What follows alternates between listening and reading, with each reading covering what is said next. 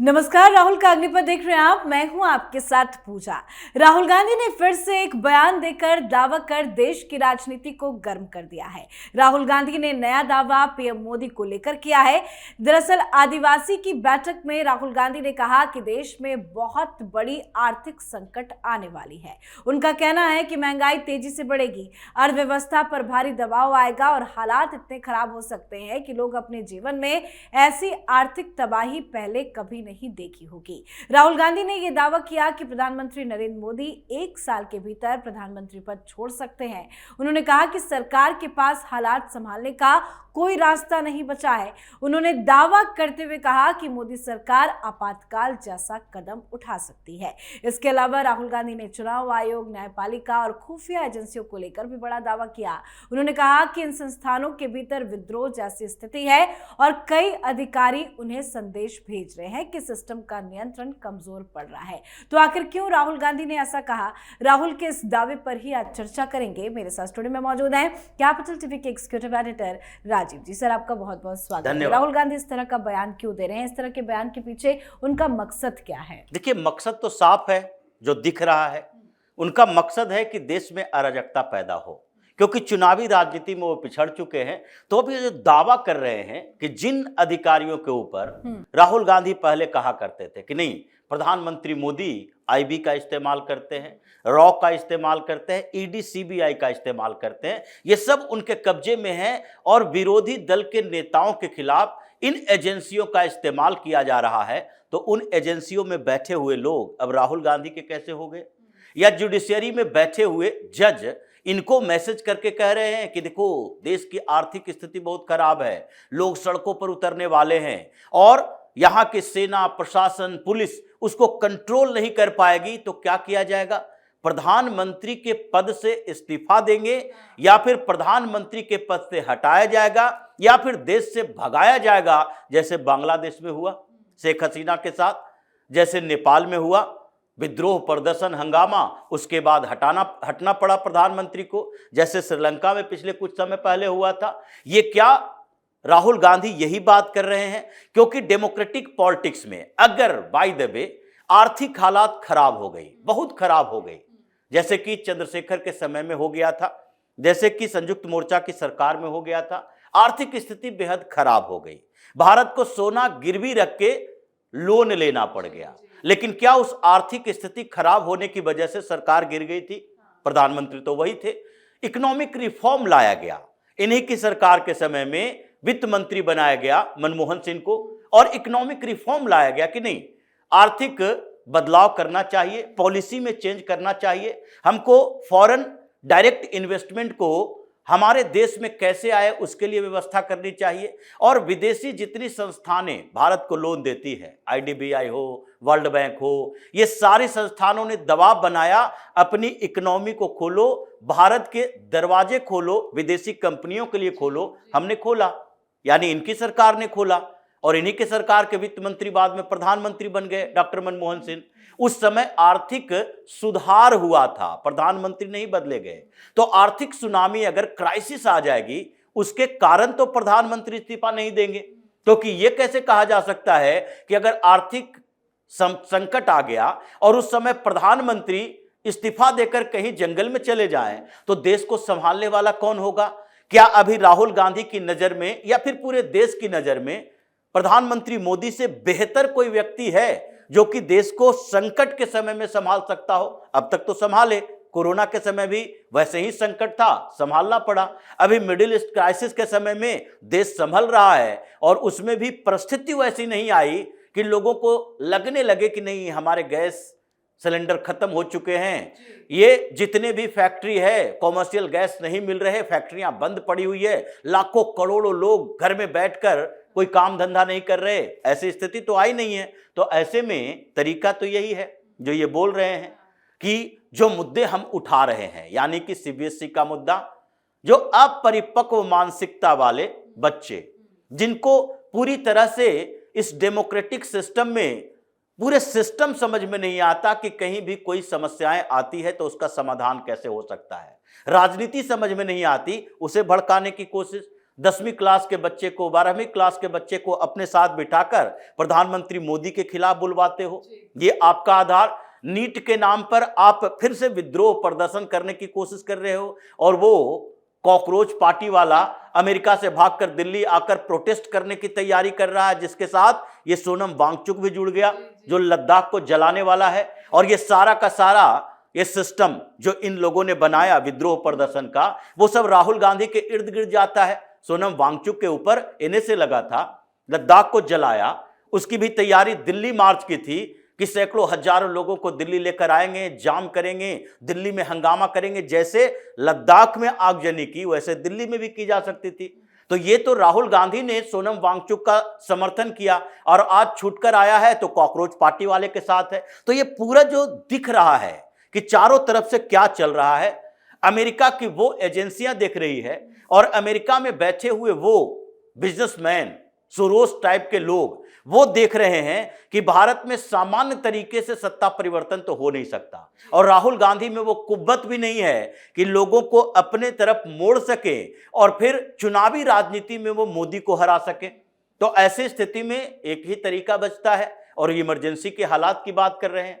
जैसे इनकी दादी ने इमरजेंसी लगाया था, वो उन परिस्थितियों के लिए बात करें कि उन परिस्थितियों में जबकि कांग्रेस के करप्शन, अत्याचार और इंदिरा गांधी के तानाशाही रवैये के खिलाफ जयप्रकाश नारायण आंदोलन पर उतरे और लगा कि नहीं, ये आंदोलन को बर्दाश्त नहीं कर सकते तो हम सीधे इमरजेंसी लगा देंगे। राहुल गांधी का पूरा ये जो खतरनाक साजिश एजेंडा दिख रहा है, और जिसमें अब क्या कर रहे हैं कि एक तो विरोध प्रदर्शन होगा। भारत जैसे बड़े डेमोक्रेटिक कंट्री में विरोध प्रदर्शन को, जितने भी बड़े बड़े विरोध प्रदर्शन हुए हैं, उसके लिए सेना सक्षम है, पुलिस और प्रशासन सक्षम है। आईबी की रिपोर्ट आती है, रॉ विदेशी मामलों में देखता है कि कहां कहां इसका कनेक्शन जा रहा है, और सबका कोऑर्डिनेशन जब रहता है तो उसके बाद जुडिशियल सिस्टम में बैठे हुए जज भी देखते हैं, जिन्होंने पहले सीजेआई सूर्यकांत ने कुछ दिन पहले कहा ये काकरोच सब तो उन्होंने ही दिया था, और इसलिए दिया था कि ये काकरोच वो हैं जो कि सामान्य स्थितियों को बर्दाश्त नहीं करना चाहते।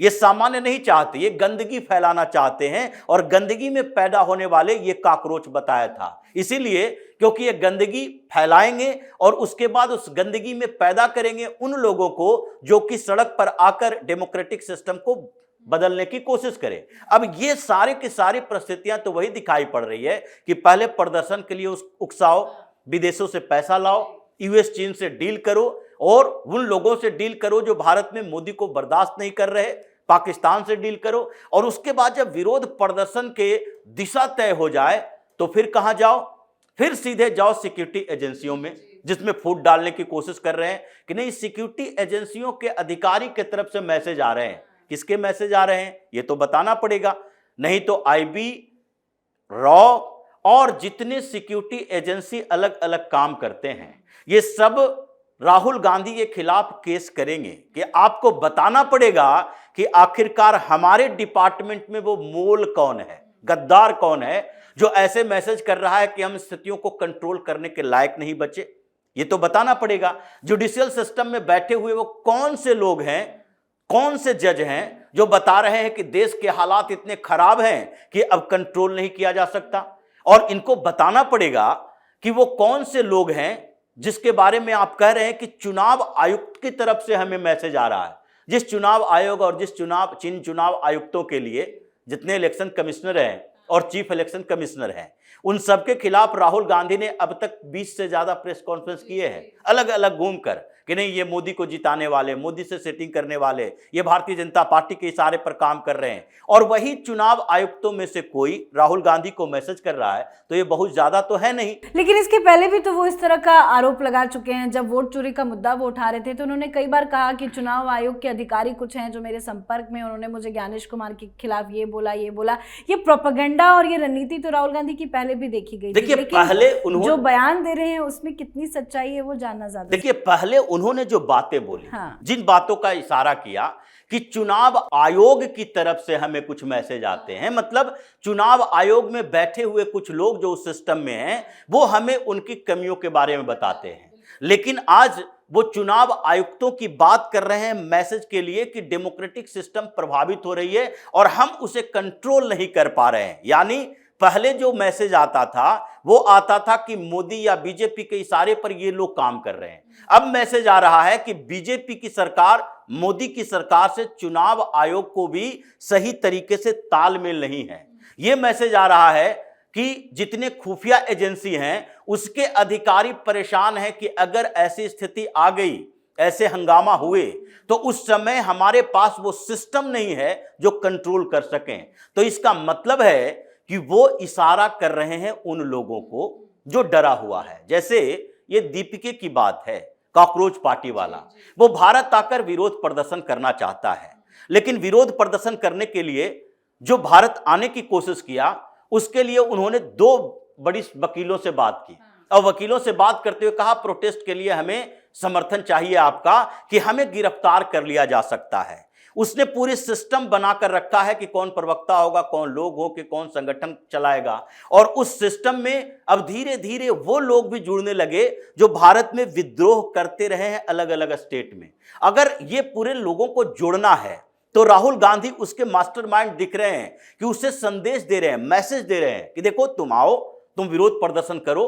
जिन सुरक्षा एजेंसियों के नाम पर या जो पुलिस प्रशासन और सेना जो मोदी के कंट्रोल में है, जो इनके लिए काम करती थी, इनके लिए इशारे पर काम कर सकती है, यानी कि सरकार के सिस्टम का वो अंग, वो सब धाराशायी हो गया है, आपस में फूट पड़ गई है। और किसी देश में तख्ता पलट की तैयारी जो चलती है, जितने विद्रोह चलते हैं, उसमें जब तक सेना और प्रशासन सरकार के साथ खड़ी है, कहीं भी वो सफल नहीं हो सकता। ये राहुल गांधी भी जानता है। तो ये जो पूरा मोडस ऑपरेंडी दिखाई पड़ रहा है, और दिल्ली में बैठकर ये जो बातें लाखों लोगों के सामने, और उसमें भी जो देख रहे थे पूरे आदिवासी समुदाय, जो कि ऐसे ही आदिवासी इलाकों में ज्यादातर नक्सलवाद पनपती है, छत्तीसगढ़ से लेकर तेलंगाना या महाराष्ट्र तक जितने ट्राइबल बेल्ट हैं वही नक्सलवादियों का अड्डा रहा, भले ही अब नक्सल मुक्त अमित शाह ने किया हो। लेकिन इन लोगों को भड़काने की कोशिश, युवाओं को भड़काने की कोशिश, यानी कि उन सारे वर्गों को आप सड़क पर उतरने को प्रवोक कर रहे हो जो कि मोदी के साथ न होने के बावजूद इस डेमोक्रेटिक सिस्टम का हिस्सा बने हुए हैं। तो ऐसी स्थितियों में अब तो आईबी से लेकर सिक्योरिटी एजेंसियां तक और जुडिशरी से लेकर चुनाव आयोग तक, ये सबके अंदर से एक बात तो कम से कम राहुल गांधी से पूछना चाहिए कि आपके पास कौन सा मैसेज आया। जैसे अरविंद केजरीवाल बोला करता था कि जहां जाते हैं वहां अधिकारी हमसे बोलते हैं, तो कौन से वो लोग हैं जो आपको बताया, और अगर नहीं बताया तो ये फूट डालने की कोशिश में इनको सजा मिलनी चाहिए, जो स्थितियां अभी दिखाई पड़ रही है। बिल्कुल सर, बहुत बहुत धन्यवाद सर समझाने के लिए। तो Rahul Gandhi propaganda of leader बनते जा रहे हैं। लगातार चुनावी चुनौतियों और संगठनात्मक कमजोरियों के बीच राहुल अब माहौल बनाने की रणनीति पर काम कर रहे हैं, इसलिए ऐसे बड़े बड़े दावे किए जा रहे हैं जिनमें सुर्खियां तो बने, लेकिन जिसकी पुष्टि करना भी बहुत मुश्किल हो। पर इस बयान पर बीजेपी भी आग बबूला है, और इस तरह के बयान देकर राहुल गांधी अपनी छवि को खुद खराब कर रहे हैं। तो आपको क्या लगता है? आप भी अपनी राय कमेंट करके लिखिएगा। देखते रहिए कैपिटल टीवी। नमस्कार।